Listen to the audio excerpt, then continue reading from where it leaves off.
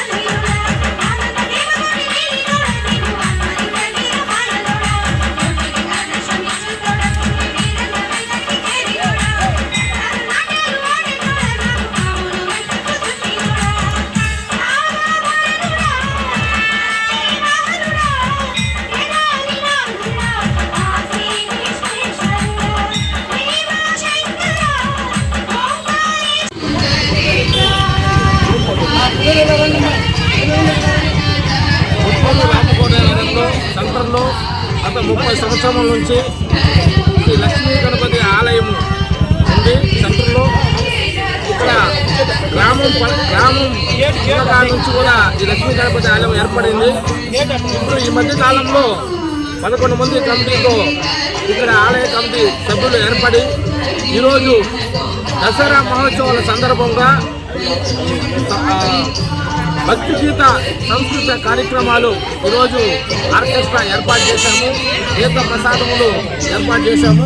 ఈరోజు రంగరంగ వైభవంగా ఈరోజు రామకోటయ్య నగర్ సెంటర్లో వినాయకులు గుడిలో ఉత్సవాలు ఘనంగా నిర్వహించాము.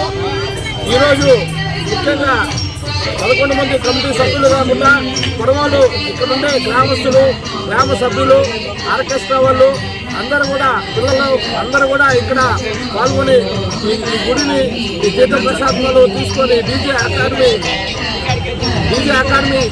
వాళ్ళు కూడా చక్కటి డాన్స్ ప్రోగ్రాం ఏర్పాటు చేశారు. వాళ్ళకి ప్రత్యేకంగా ధన్యవాదాలు తెలియజేస్తా ఉన్నాం.